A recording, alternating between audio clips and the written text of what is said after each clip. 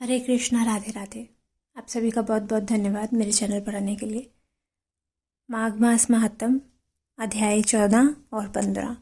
बोलिए श्री विष्णु भगवान की जय। माघ मास की जय।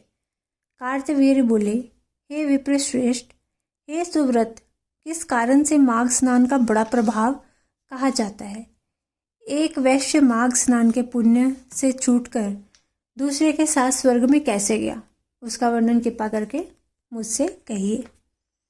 दत्तात्रेय जी ने कहा कि हे पुरुषोत्तम, जल स्वभाव से ही उज्जवल, निर्मल, शुद्ध, सफेद, मलनाशक, पापों को धोने वाला है। प्राणियों का पोषण करने वाला जीवन तारक तथा नारायण देव है। ग्रहों में सूर्य तथा नक्षत्रों में चंद्रमा की तरह उत्तम सब कार्य के लिए माघ महीना है। मकर सूर्य में माघ महीने में प्रातःकाल गाय के पैर डूबने योग्य जल में भी स्नान करने से पापियों को स्वर्ग मिलता है। हे राजन, अशक्त इस योग में 3 ही दिन स्नान करें तथा धन का इच्छुक यथाशक्ति दान करे तो वह मनुष्य दीर्घायु और धनी होता है। माघ महीने में सब तिथियों का सत्कार कर 12 स्नान करने वाले को मुक्ति पद प्राप्त होता है। अब मैं तुमसे माघ स्नान के उच्च नियमों को कहता हूँ।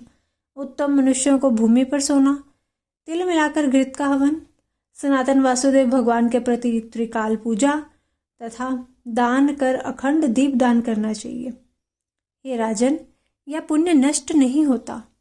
माघ महीने के अंत में हे राजन, ब्राह्मणों को यथाशक्ति भोजन करवाएं और दक्षिणा दें तथा एकादशी के नियम से माघ मास का स्नान का उद्यापन करें।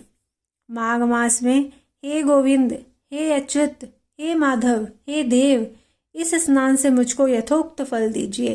मौन रहकर इस मंत्र का उच्चारण यथा सुमिरन करें। हे नरोत्तम, जो लोग माघ मास में गंगा जी में स्नान करते हैं वे 4000 युग तक स्वर्ग में निवास करते हैं। ऋषियों ने कहा कि जो कोई मनुष्य माघ मास में गंगा या जमुना में के संगम में स्नान करता है वह प्रतिदिन 1000 मुद्रा सोना तथा 1000 कपिला गो के दान के समान पुण्य प्राप्त करता है। 15वां अध्याय। दत्तात्रेय जी बोले कि हे राजन, प्रजापति ने बड़े बड़े पापों को मिटाने के निमित्त प्रजा हित के लिए प्रयाग तीर्थ की रचना की। सफेद गंगा जी की तथा काली यमुना जी की धारा के संगम जल स्नान की महत्ता भली प्रकार सुनो। प्राचीन काल में ब्रह्मा जी ने पाप रूपी पशुओं की रचना करके सरस्वती से युक्त सफेद और काली धारा बनाई और इनके संगम पर ब्रह्मलोक की रचना करी। यदि सैकड़ों पाप करके भी कोई गंगा जमुना के संगम पर मकर के सूर्य में माघ स्नान करता है वह फिर गर्भ में नहीं आता और आवागमन के चक्र से मुक्त हो जाता है। विष्णु भगवान की ऐसी विचित्र लीला है।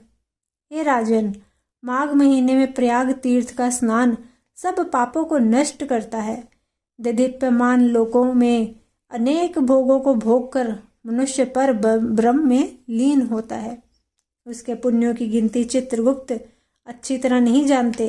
100 वर्ष तक निराहार रहकर योगाभ्यास करने के बराबर फल माघ मास में प्रतिदिन स्नान करने से प्राप्त होता है। सूर्य ग्रहण में, कुरुक्षेत्र व पुष्कर में सैकड़ों मन सोना दान करने के बराबर जो फल सैकड़ों अश्वमेघ यज्ञों तथा हजारों राजसूय यज्ञ के करने से प्राप्त होता है वही माघ महीने में गंगा जमुना के संगम पर त्रिवेणी में प्रतिदिन स्नान करने से प्राप्त होता है। क्योंकि शास्त्रों में कहा गया है कि पृथ्वी पर जितने तीर्थ तथा नदियां हैं वे सब माघ मास में त्रिवेणी स्नान करने के लिए आती हैं और सब तीर्थ पापियों के संग दोष से अशुद्ध हो जाते हैं। माघ मास में वे पवित्र हुए, अतः स्नान करने से वे सब पाप रहित हो जाते हैं।